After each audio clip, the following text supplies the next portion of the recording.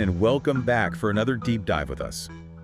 So today we're going to be looking at something pretty fascinating, and that's Saudi Arabia's potential role in what some are calling the quantum computing revolution. Yeah, it's pretty interesting stuff. We'll be looking at coverage from the LEAP Technology Conference.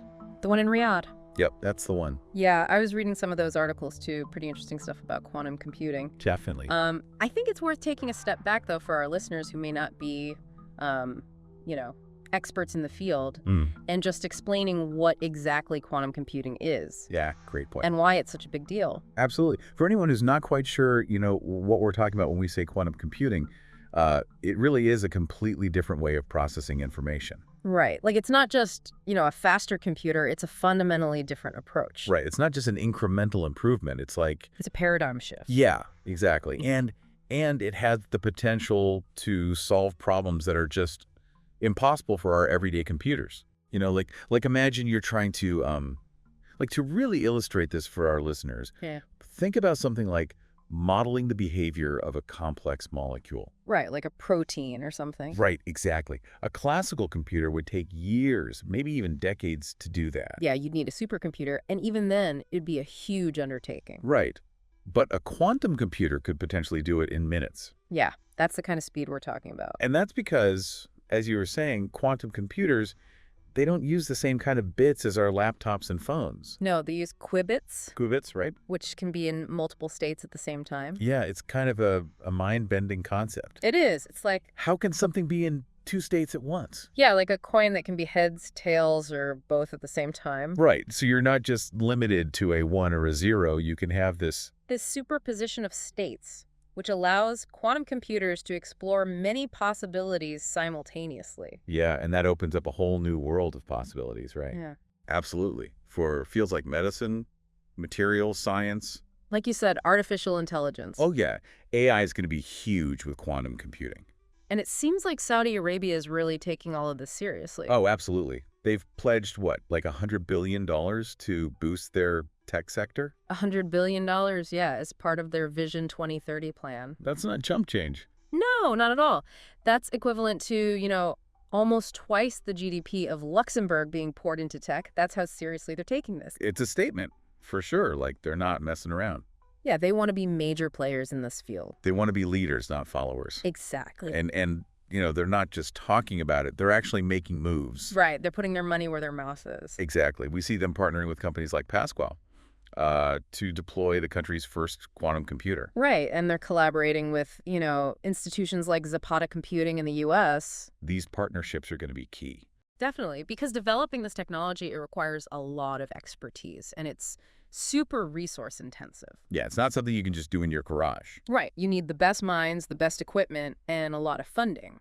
And by collaborating with established players, they're gaining access to a global network of knowledge. Okay. And really accelerating their progress. So it sounds promising, but, we do need to consider another perspective. Yeah, like a reality check, right? Right. Because it's easy to get caught up in all the hype. Yeah, because sometimes it sounds a little too good to be true. Exactly.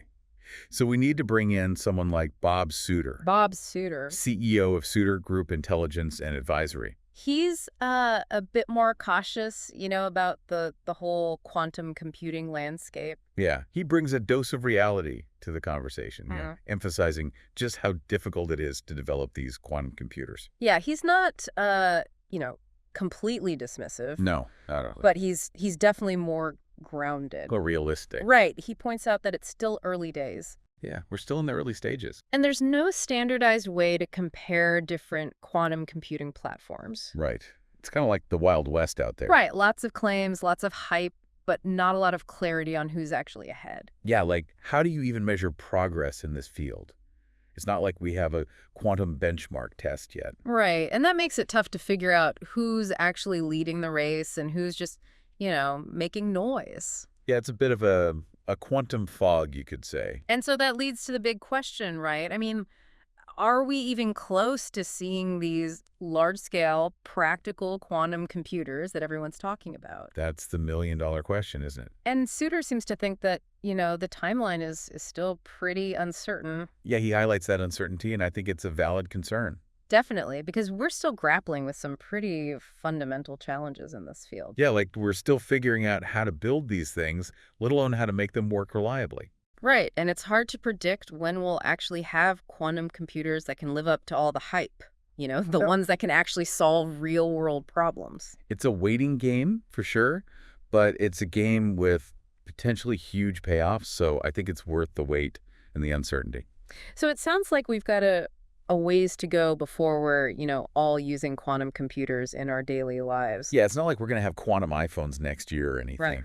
But even with all the uncertainty about the timeline, there's this like palpable excitement in the field about the role AI can play. Yeah, I've been reading about that too. Like how AI could really speed up quantum computing hardware development. Okay, well, now that sounds interesting. Right. Like it's kind of a two-way street. Uh-huh. On one hand, we can use AI algorithms to help design and optimize quantum computers. Yeah, because they're so complex, right? Like designing a quantum computer is not something you can just do with pen and paper. Yeah. No, it's way too complicated for that. You need some serious computational power to even figure out how to build these things. So AI can help us design better quantum computers, but how about the other way around? Right. So once we have these more powerful quantum computers, they can then be used to solve problems that are currently impossible for AI. Ah, so it's like a positive feedback loop. Exactly. Like AI helps build better quantum computers, Mhm. and then quantum computers help advance AI even further. It's like they're working together almost like a symbiotic relationship.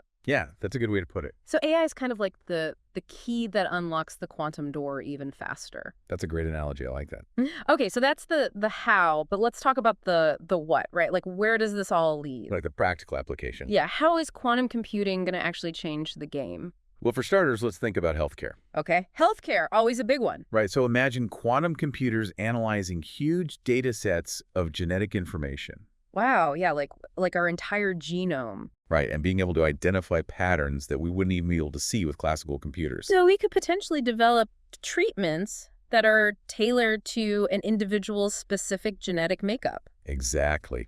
Personalized medicine. Wow, that would be revolutionary. It would completely change how we approach disease prevention, drug development, all of it. And what about other industries? I've heard a lot about quantum computing in the automotive industry. Oh, yeah, that's another area where it could have a huge impact. Like how so? Well, quantum computers could help us design lighter and more durable materials. Which means safer and more fuel-efficient cars. Exactly.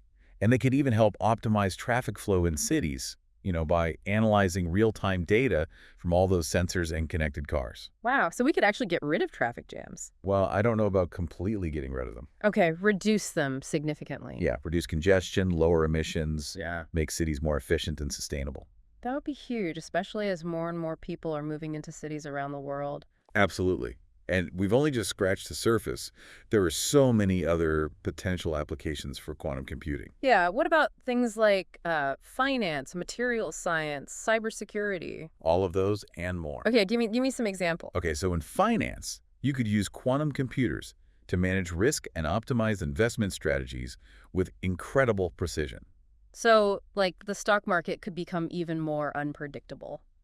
Well, it could certainly become more complex, but also more efficient. Interesting. And in material science, quantum computers could simulate the properties of new materials at the atomic level.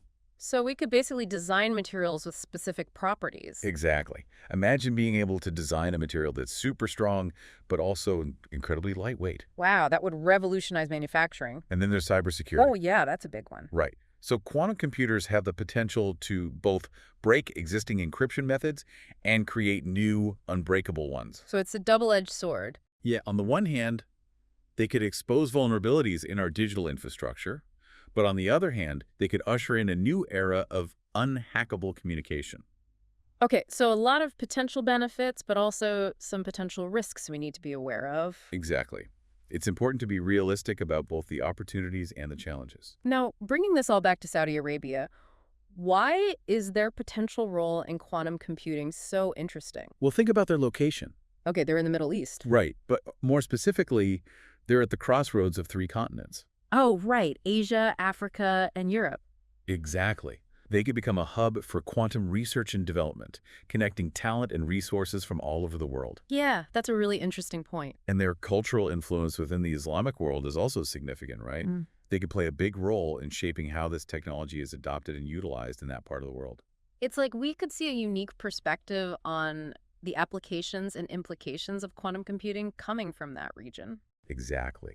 And that's why it's so important to have diverse perspectives as we move forward with this technology. We need to consider how different cultures and societies might approach this powerful tool. Absolutely. It's not just a technological issue, it's a cultural and societal one as well. Okay, so we've covered a lot of ground here. We've talked about the potential of quantum computing in various industries, the unique role that Saudi Arabia could play.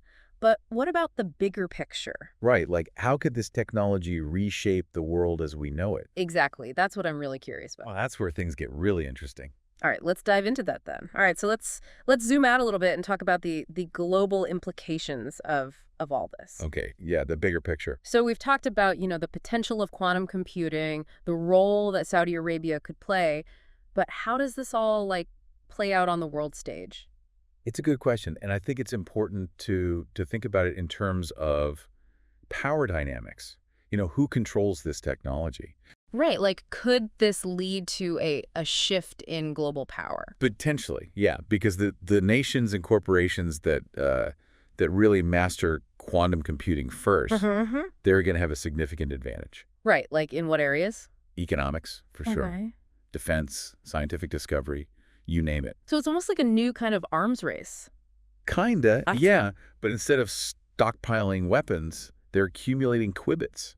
Yeah, it's a race to build the most powerful quantum computers. Exactly. But it's not just about, who has the biggest and best quantum computer. Right. There's got to be more to it than that. It's also about who controls the algorithms, the data, the infrastructure that supports this whole ecosystem. So it's not just the hardware, it's the whole package. Yeah, the whole stack. And whoever controls that, they're going to have an unprecedented ability to manipulate information, influence decision-making. That sounds kind of scary. It can be, yeah, because you're talking about potentially reshaping, the very fabric of reality. Reshaping reality. Okay, now that sounds like we're getting into science fiction territory. I know it sounds crazy, but But how could quantum computing actually have that kind of power? well, think about it. Quantum computers, they operate on principles that are fundamentally different from our classical understanding of physics. Yeah. They tap into this bizarre world of quantum mechanics where the rules are just different, Yeah, it's like a whole other set of rules. Right. Like imagine a world where information can be teleported across vast distances. Teleported. Or where objects can exist in multiple states at the same time. Okay, yeah, now we're definitely getting into some mind-bending stuff. I know. But these are the kinds of possibilities that quantum mechanics opens up. So you're saying that by harnessing this power of quantum mechanics, we could potentially manipulate the world in ways that we never thought possible before. It's a mind-boggling concept, but it's something that physicists and philosophers are seriously considering. Wow, that's pretty wild. Quantum computing could lead to discoveries that completely upend our understanding of the universe. It's like we're standing on the edge of this new frontier, Right. and we have no idea what we're going to find. We don't, and that's both exciting and a little bit terrifying at the same time. Yeah, definitely both.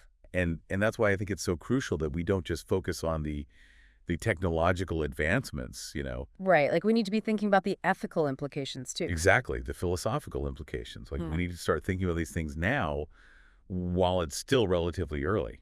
So it's not just about building faster computers, it's about making sure that we use this technology responsibly. Absolutely. And that brings us back to Saudi Arabia and their ambition to become a leader in quantum computing. It's a fascinating case study, but I think it's important to remember that this is much bigger than any one nation or corporation. Right. This is about humanity's collective journey into this new era. Exactly. An era of incredible possibilities, but also, some pretty significant uncertainties. A journey that's going to challenge our assumptions about everything. Yeah, and force us to confront some pretty profound questions about our place in the universe. So where do we go from here? What's the takeaway for our listeners? Well, I think that the main takeaway is that this is a journey filled with immense potential for good, Okay. If we approach it wisely, quantum computing can help us solve some of the world's most pressing problems. Yeah, that's the hope, right? Yeah. But it's important to remember that technology is a tool. Mm-hmm. And like any tool, it can be used for good or for bad. So as we wrap up our deep dive into quantum computing, I guess the message is to keep exploring, to keep asking questions, to stay engaged, Yeah, stay informed. because this is a conversation that's just getting started. It is, and it's a conversation that's going to shape the future of this incredibly powerful technology. And ultimately the future of humanity. Absolutely. So thanks for joining us for this deep dive, and we'll see you next time.